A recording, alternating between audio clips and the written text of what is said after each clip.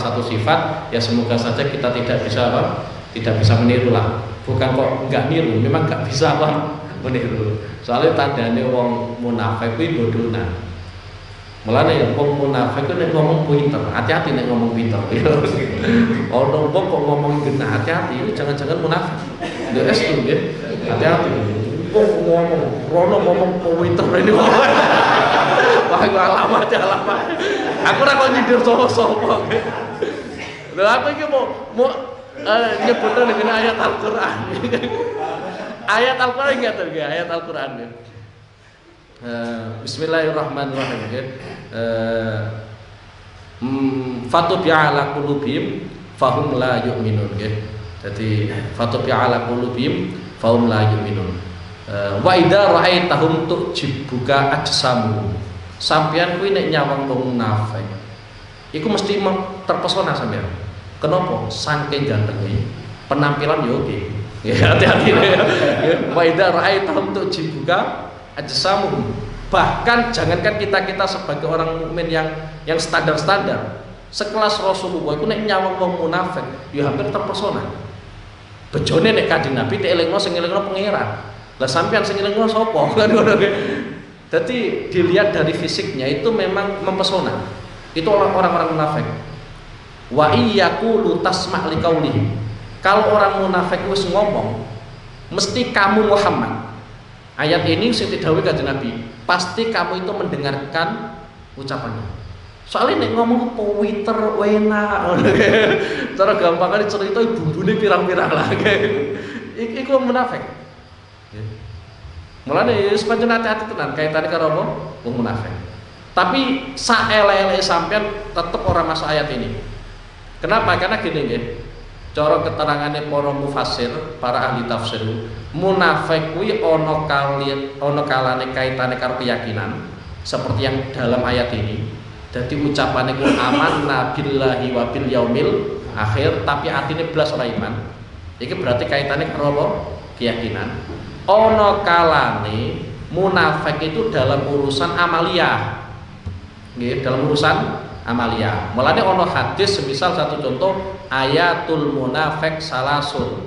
Tanda-tanda orang disebut munafik ono telu nggih. Idza hadatsa kadzaba. Nek ngomong bodoni. Nggih. Lah mungkin kalau ini kita masuk nggih. Artinya secara amalia kita nek ngomong bodoni. Kita ya gundu teru ngono kaya adem mati.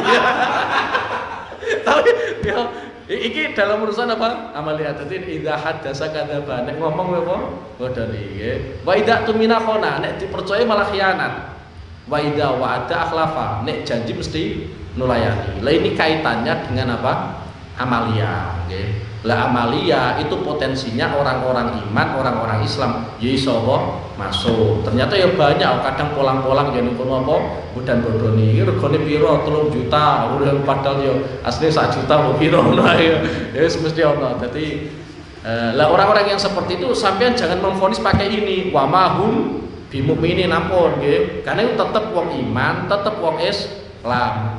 Hanya saja amaliae kaya amalia wong munafik nggih. Mulai cara ahli tafsir saya ulangi lagi, dadi munafik ono kalane kaitane karo akidah. Lah itu yang disinggung dalam ayat ini. Hakikate pancen boten iman piyambake. Bener-bener apa?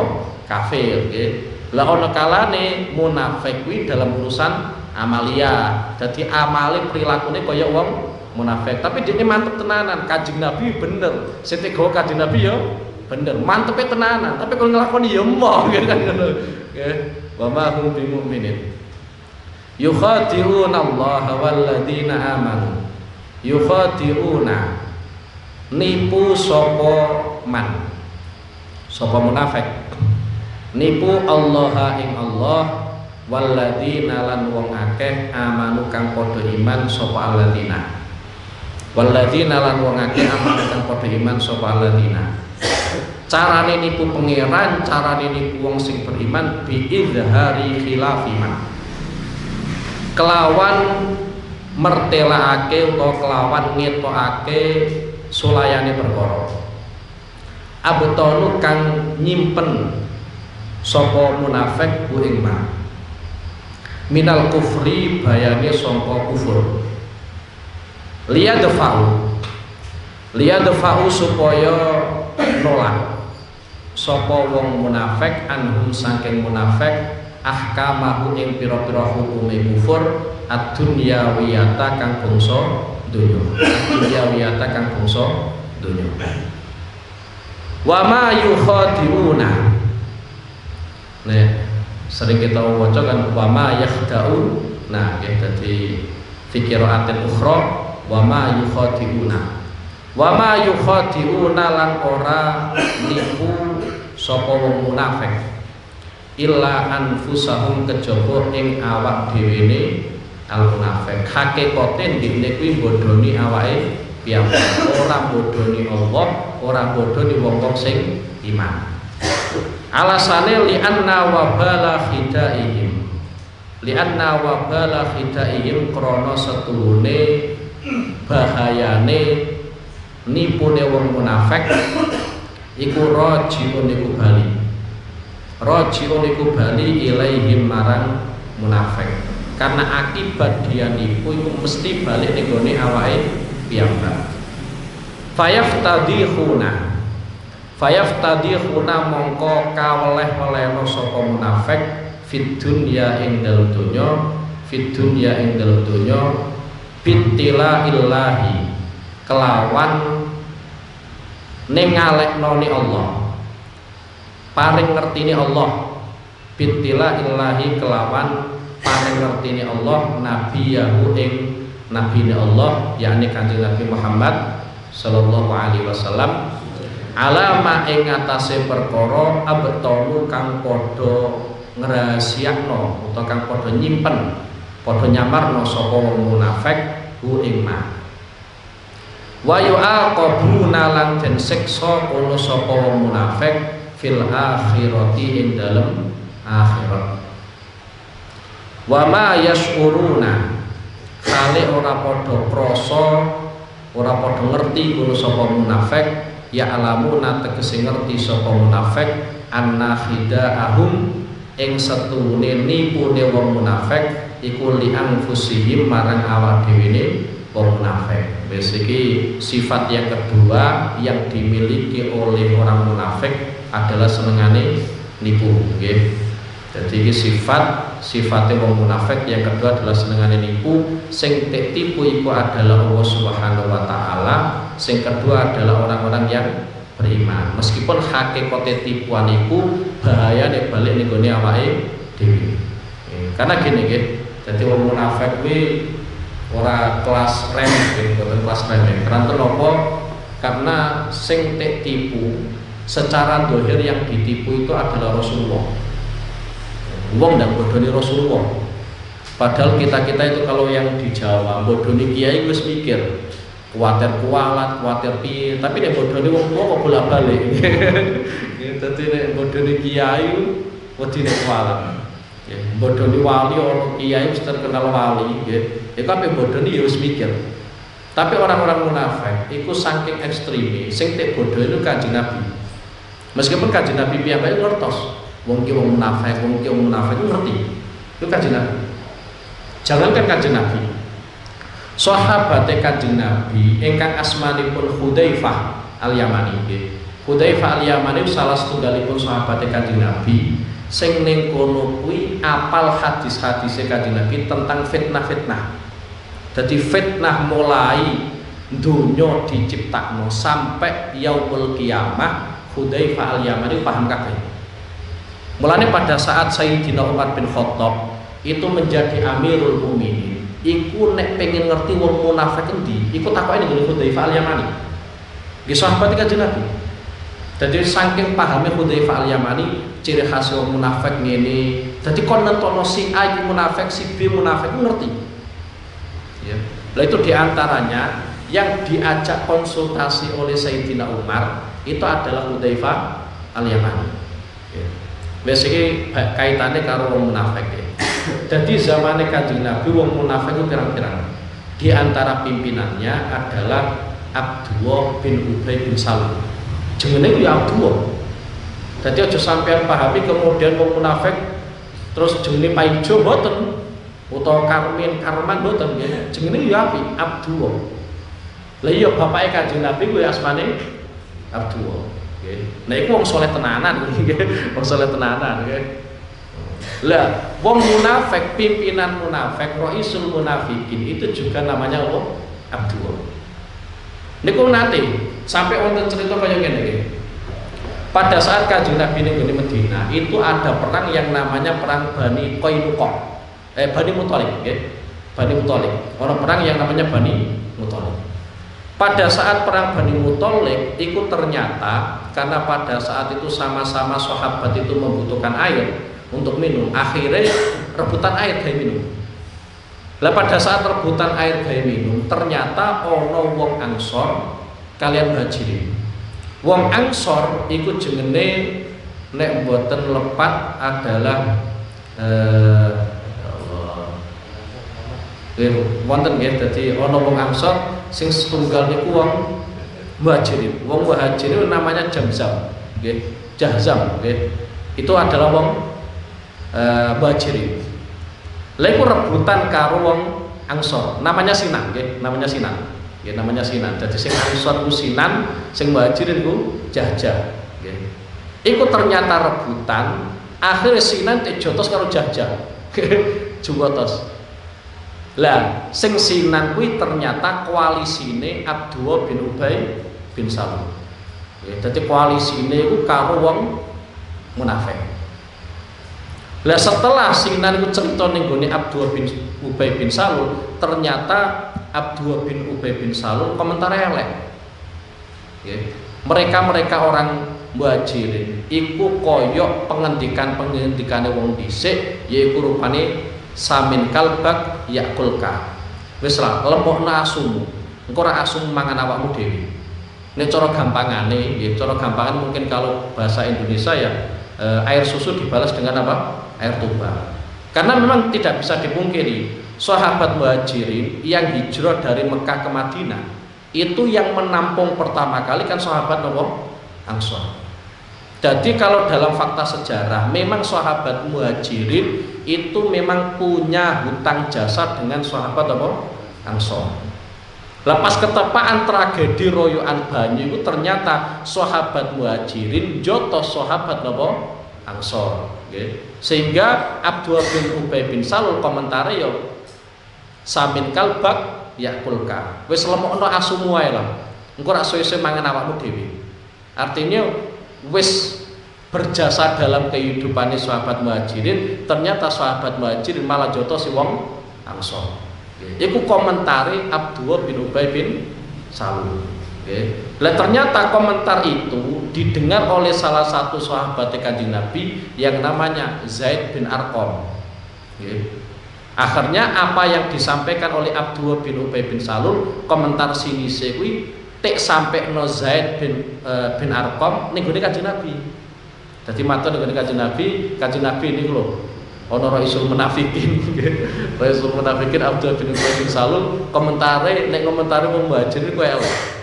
Akhirnya Abdullah bin Ubay bin Salul dipanggil kali Kanjeng Nabi. Setelah dipanggil Kanjeng Nabi, ternyata ngomong di hadapan Kanjeng Nabi iku pancen walus tenan.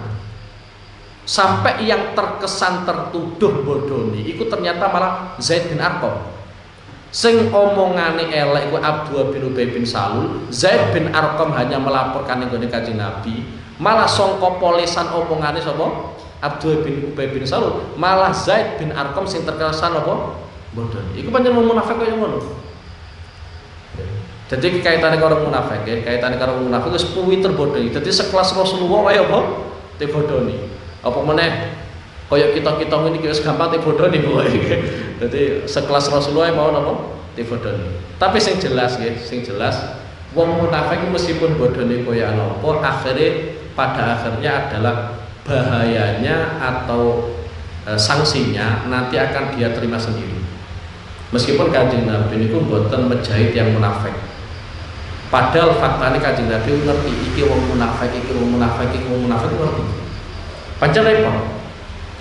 Jadi komunitas ini wis gede, organisasi ini wis gede, mestilah ono oknum-oknum yang seperti itu mesti ono. di dalam Islam, karena dulu itu organisasi ya kalau nggak Islam ya kafir. Sekarang kan organisasi banyak, ada NU, ada Muhammadiyah, Wasliyah, kan kayak boboy lah, kan banyak sekali ya. Tapi kalau sudah besar pasti ada oknum-oknum yang seperti itu. Kemudian kalau memang orang munafik itu jelas-jelas kafir, cara Al-Quran juga divonis sebagai orang kafir. Kenapa Kanjeng Nabi tidak membantai atau tidak membunuh orang-orang kafir? Kanjeng Nabi juga tidak memerintahkan para sahabat untuk membunuh orang apa? Munafik. Kenapa demikian? Karena gini, wong munafik itu secara fisik tetap kelihatannya adalah Islam, kelihatannya tetap apa? Iman. Kalau nanti sampai dibunuh oleh Rasulullah atau dibunuh oleh para sahabat-sahabatnya Rasulullah di mata orang kafir, nanti ada sebuah kesan di mana Muhammad bunuh sahabatnya piyambak. Sama umpama sampean nggih, sampean kalau organisasi NU semisal satu contoh nggih. Sampean dadi pegede NU, taat karo NU tenanan. Ternyata ono pengurus-pengurus NU anyaran, amatiran, ternyata niku nyeleweng karo aturan NU. Ape sampean jotos, ternyata sampean punya lawan, semisal Muhammadiyah nyawang sampean. Nanti kan ada kesan, ning jero NU dhewe wis tukaran kok. Lah itu yang dulu pernah dialami oleh Rasulullah. Mulane Rasulullah itu enggak pernah memerintahkan para sahabat kon mateni wong munafik. Padahal orang munafik itu cara Quran lebih ekstrim daripada orang-orang kafir. Sedangkan kalau orang kafir, Kanjeng Nabi sering nyerang, sering ngutus para sahabatnya untuk memerangi. Tapi nek kalau orang munafik, Kanjeng Nabi itu ya tidak pernah memerintahkan untuk membunuh, juga tidak pernah memerintahkan untuk apa? Mati. Itu kaitannya karo munafik. Sampai pernah. Iki saking kelasnya Kanjeng Nabi niku umat iki. Jadi Kanjeng Nabi nek welas ning gone umatku ora ndelok agamane apa. Kanjeng Nabi ku perang karena memang dikongkon perang. Nek sampean perang sapa sing utus sampean? Kanjeng Nabi merangi wong kafir iku gara-gara diutus kon merangi. Umpama ora kon merangi ya ora mungkin Kanjeng Nabi apa perang. Buktine apa? Buktine Kanjeng Nabi 13 tahun ning gone Mekah, dakwah sakmono suwene Kanjeng Nabi ya ora nglawan wong kafir. Nglawane boten, apa meneh apa? Merangi. Iku nuduhno Kanjeng Nabi perang pancen diutus kon perang. Sedangkan kita sithik-sithik takbir kira-kira ana sing ngutus perang apa karepe nafsu nggih. Kan ya bingung mawon nggih. Lah di antaranya nggih iki saking bentuk rahmate Kanjeng Nabi ning gone umat.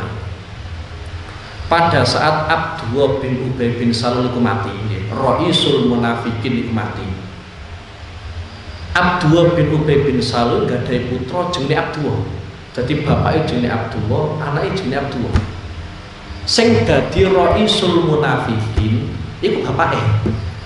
Anake wong apik. Padahal kita gak iso nebak. Ora iso kemudian bapake zina, anake terus dadi tukang zina mboten saged. Iki umat Kanjeng Nabi. Umat Kanjeng Nabi unik-unik.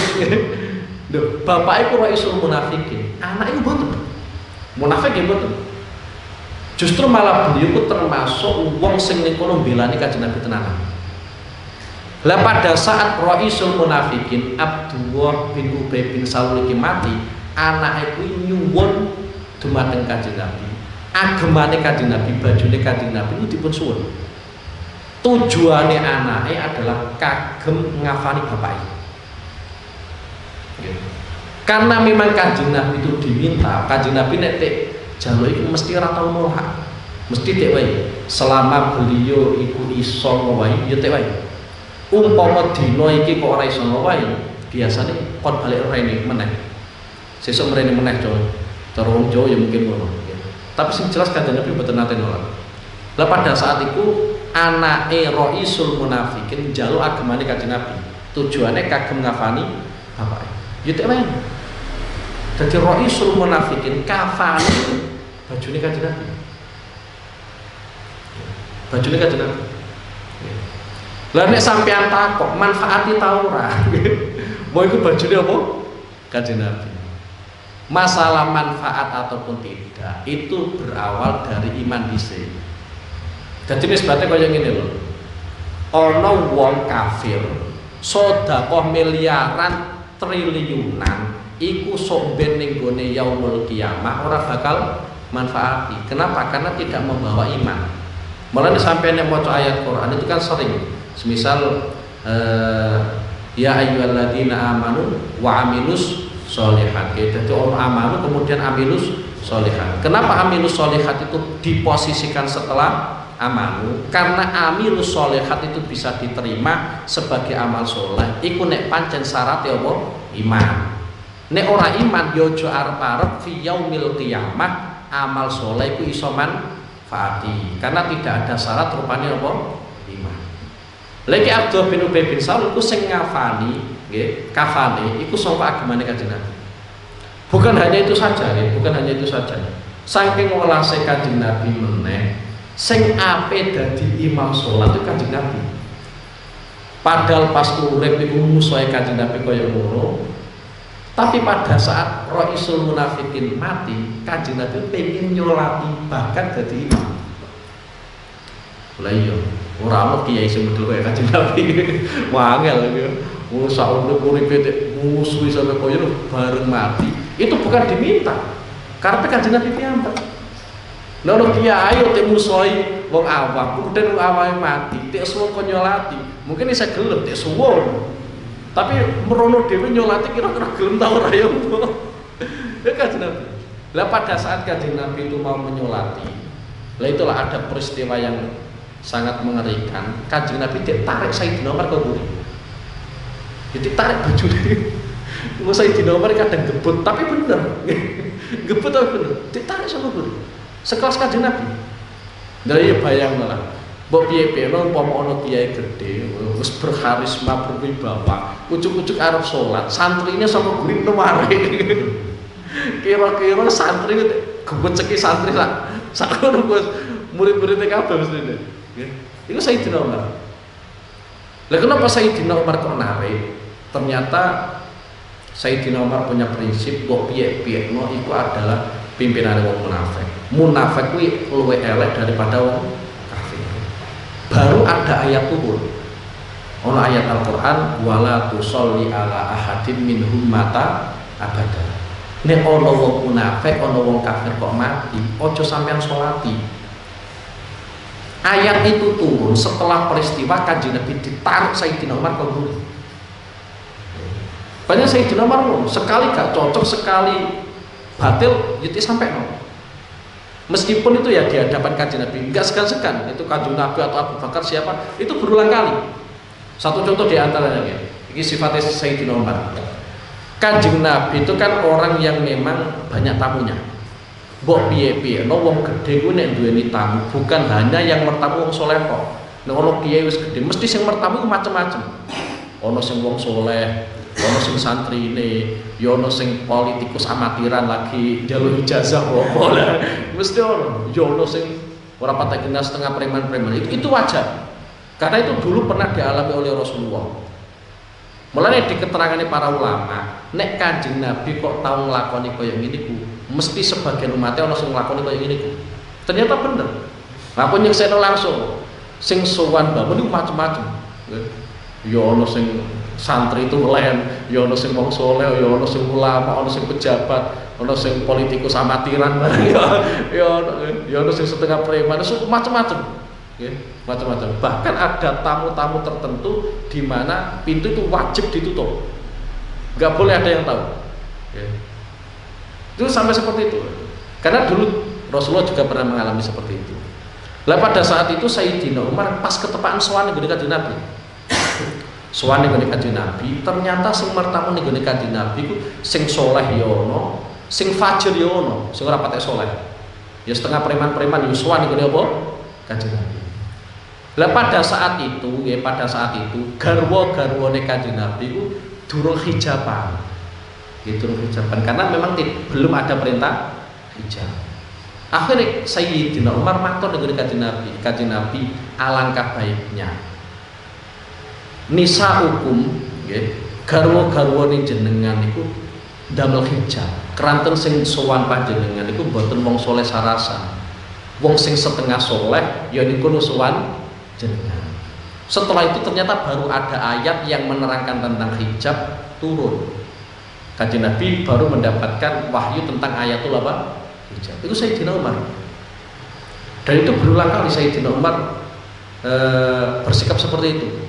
Bahkan dalam perang Hudaybiyah, perang Hudaybiyah itu kan Kanjeng Nabi menulis beberapa catatan sebagai surat perdamaian antara orang Islam dengan orang kafir.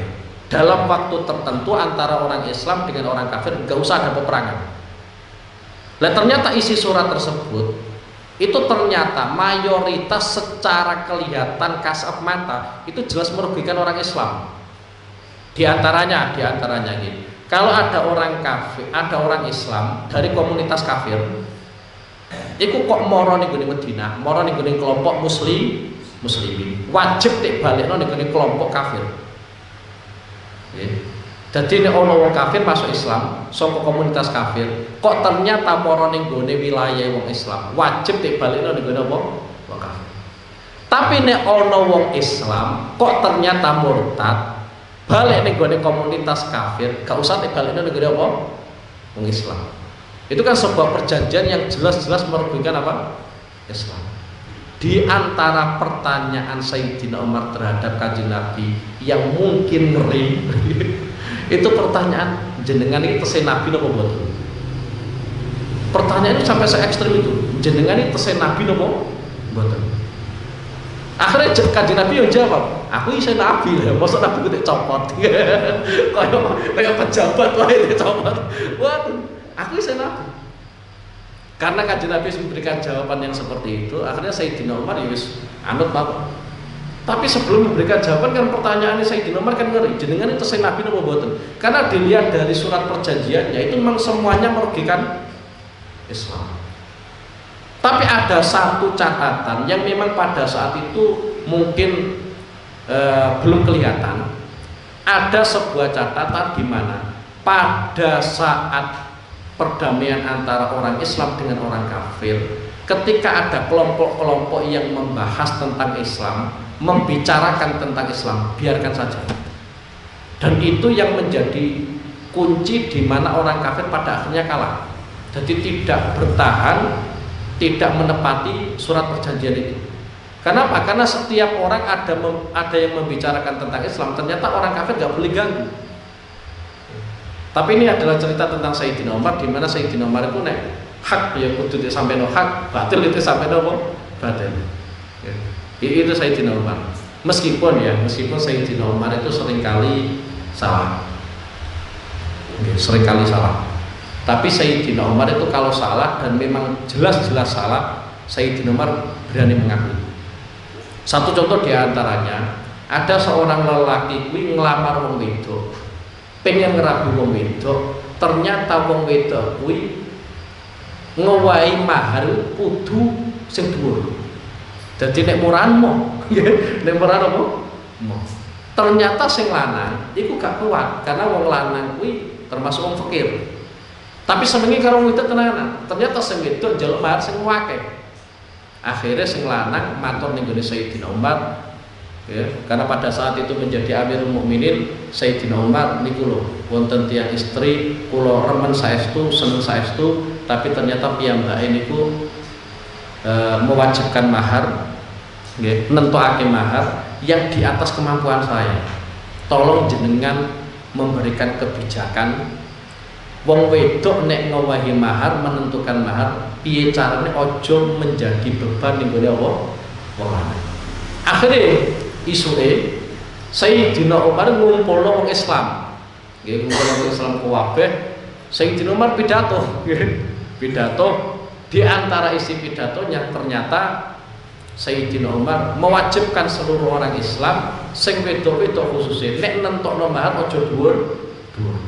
Itu spontan.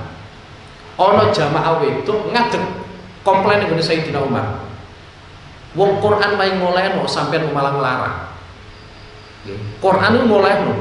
Umpama ana wedok nentokno bar kok dhuwur, semisal ana wedok njaluk mahar mobil, omah, apartemen.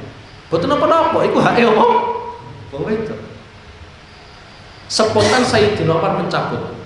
Akhta rajulun wa asobat imra'atun. Wong lanang salah, wong wedok kuwi sing bener. Dadi wong lanang sing dimaksud ya aku dhewe sing apa? Salah. Iku Sayyidina Umar. Jadi setelah mengumumkan Pengumumannya baru selesai, ono wong wedok komplain, spontan Sayyidina Umar mencabut undang-undangnya. Itu Sayyidina Umar.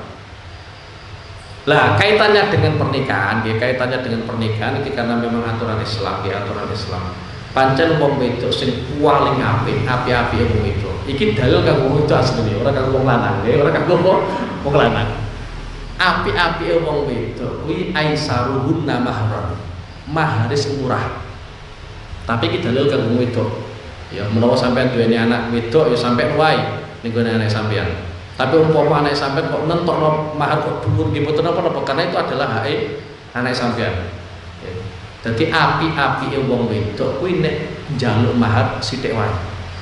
Iku dalil kanggo wong wedok. Umpama njaluk kok dhuwur mboten napa-napa. Lah kita sebagai orang lelaki, ya sebagai orang lelaki, iku nek ngowahi mahar ning gone wong wedok, ku sakake-ake. Iki dalil kanggo wong lanang. Aja bawa lawale. Pepe ora duwe duit wae, terus duwale. Aku tek ulang Gus Lopek ngene dawuh. Dawuh wong wedok sing paling apik mahare nek apa? Murah. Buatan gaya itu dalil kanggo wedok, dalil kanggo wedok. Tapi nek dalil kanggo wong lanang, nek iso wong lanang iku ngowahi mahar ning kanggo wong wedok sakake. Keranten apa hal ini sering disampaikan kalian Mbak Maimun, duit sing paling barokah kuwi duit mahar. Nggih, duit sing paling barokah iku duit apa? Mahar. Mulane di antara ceritane kiswah Ka'bah, nggih, kain Ka'bah biyen, nggih. Kain Ka'bah biyen. Itu pada saat pertama kali gawe kiswah itu sebenarnya yang menjadi donatur itu kan banyak, yang siap jadi donatur itu banyak, tetapi ternyata di dalam pengumumannya modal yang digunakan untuk kiswah itu harus dari uang yang jelas halalnya, dan ternyata uang itu ya mahar itu ya, mulane mahar kuwi duit sing paling apa barokah. Di antara pesene Mbah Meneh sampeyan ku nek mergawe modale sithik akeh kudu ana duit apa mahar. Iku dadekno apa barokah. Meskipun hasilnya sithik-sithik tapi napa barokah nggih. Wong saiki goleke sing waki miliaran nggih. Tapi ora pate apa?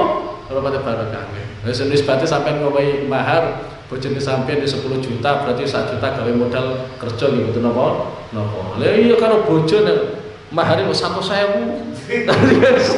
Lah aku mau nangis ya ngenes ya. Aku pernah dadi saksi ya, pernah dadi saksi. Tak kira ya mahare ya apa? Dua nggih karena piyambake iki ya santri nggih. Santri tulen nggih. Santri tulen. Aku ya ngerti nyantri ndene ya ngerti aku dadi saksi.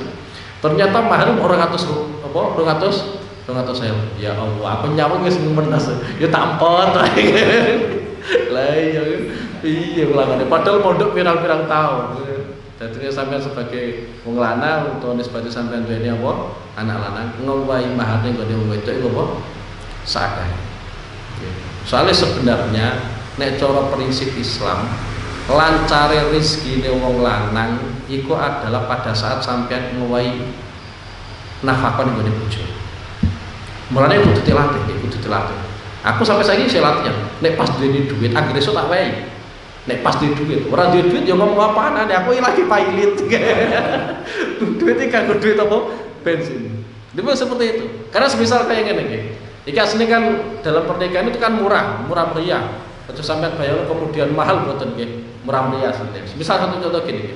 Sebenarnya seorang lelaki itu kan wajib memberikan nafkah kepada anak, kepada bojone. Itu kan sesuai dengan kadar mangane dini sedina sewengi piro.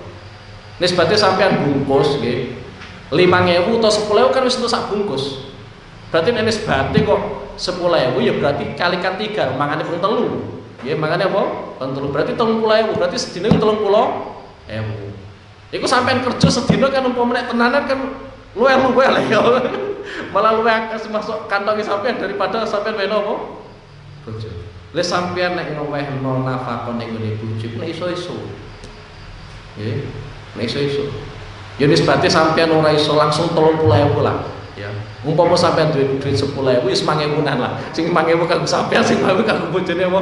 Sampean iki nyicil, ya. Yang iki nyicil, engko tak lunasi nek ketek duwe ora duwe ya wis. Kenapa siji nggih? Kenapa kudu esuk? Karena gini nggih. Pangeran iku ngutus malaikat loro angger esuk nek ana wong sedekah, ana wong sing infak, entah itu infak ning nafkah ning gone bojone piyambak utawa wong liya, iku langsung tek dongakno. Tek dongakno gen berlipat ganda. Ya. Lah ternyata kita itu seringkali kriminal, duwe duit ora tahu memberikan nafkah, duwe duit ora tahu apa sedekah. Nggih. Wis pokoke kunci suksesnya ning kono.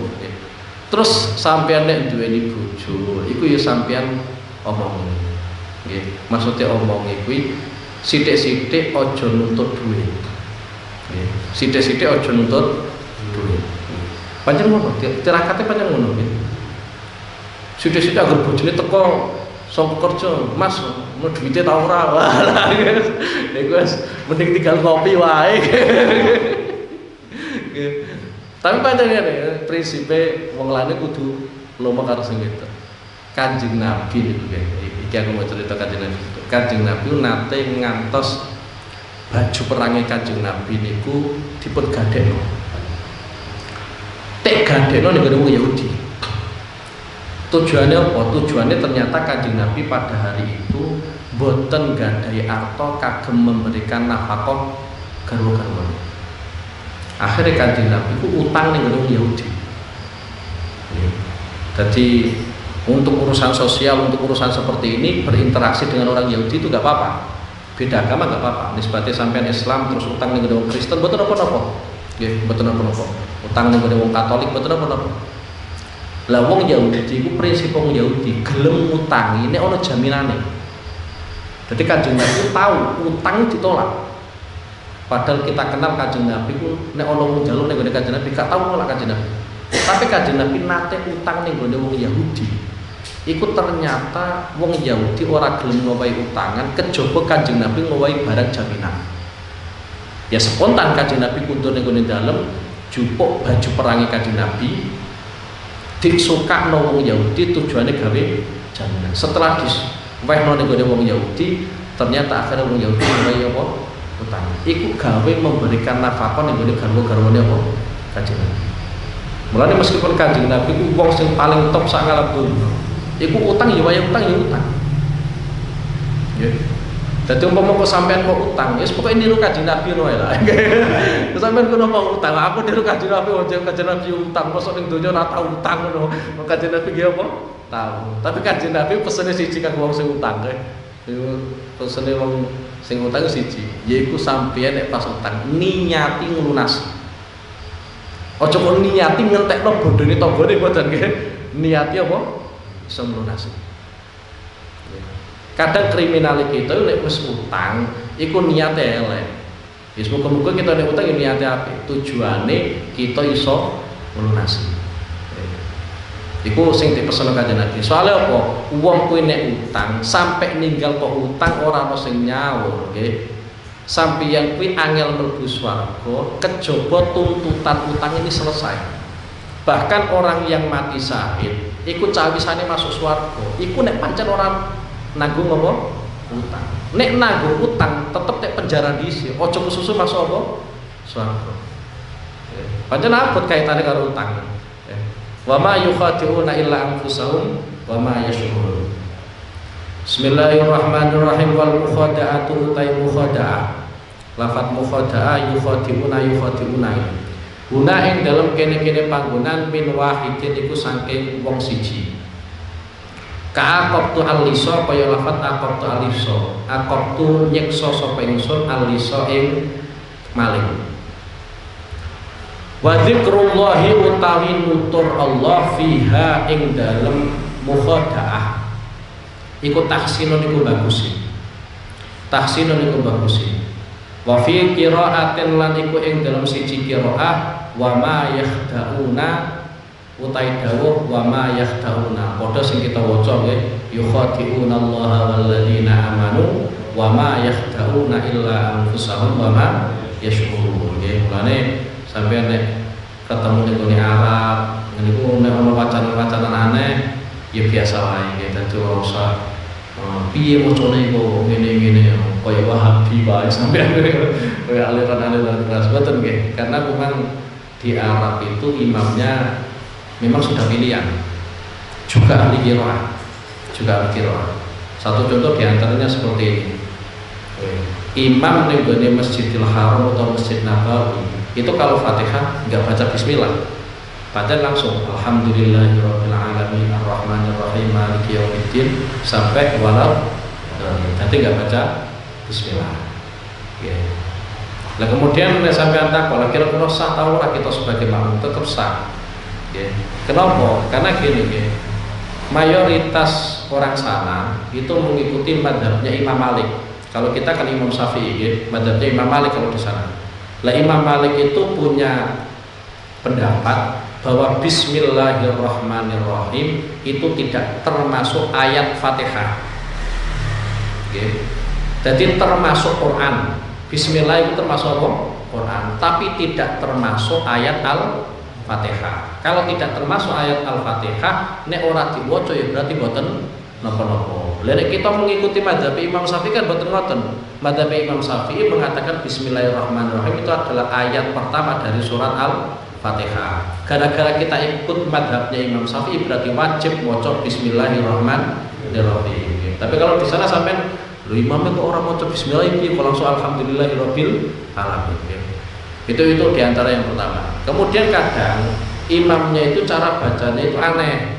Aneh itu gara-gara mereka itu punya qiraah yang kadang berbeda dengan kita. Contoh kalau kita membaca alhamdulillahirabbil alamin, pemandek alamin. Nune kan kita syukur alhamdulillahirabbil alamin. Kalau di sana kadang ada yang baca seperti ini, alhamdulillahirabbil alamin arrahmanirrahim. Ya gitu. Sampai terus rasa janggal. Iya bacane wong ngono. Karena kita itu mungkin baru paham qiraati. Qiraati kita ya sepegelen wis lulus. Kalau di sana kan enggak, qiraat itu banyak Misal satu contoh kadang mereka juga membaca wadduha wal laili idza saja. Kita kan cara bacanya apa? Wadduha. Lho sampean maca ning masjid Puncangan Jumat sampean maca wadduha. Wah, sing makmume mesti atine iki macane piye. Ya karena itu kadang nek cara bahasane Imam Ghazali itu wan nasu a'da'u majahilu. Manusia itu akan menjadi musuh sesuatu yang dia tidak tahu. Sesuatu tidak tahu. Mulanya saya itu kalau Jumat kadang baca ayat-ayat aneh itu tujuannya cuma satu, supaya orang Puncangan itu kenal, oh ada ayat ini dalam Al-Quran. Ya meskipun rata tak wocok kan. Ya cuma seperti itu saja, sederhana. Bukan masalah yang kayak-kayan betul, masalah kayak-kayan. Karena kadang memang sebagian guru saya seperti itu. Nek sholat subuh itu moco ayat-ayat surat-surat itu. Jadi meskipun 2 rakaat itu justru malah lebih lama dibanding sholat Isya yang notabene 4 rakaat. Jadi qiraat Quran itu macam-macam Jadi ono sing wa mayah daun, sing ono sing apa? Wa mayu khadiu. Lah sing kriminal sing ora tau maca Quran tapi komplain wae. Maca selasa. Lah ya kita enggak komplain biasa misal kadang kita tidak ngelekno 100%, ora elek 100%. Kadang sing maca Quran pas apa meneh pas Ramadan, wong tua-tua kadang makhraje ya ora bener, kadang dawa pendek ya apa ora bener.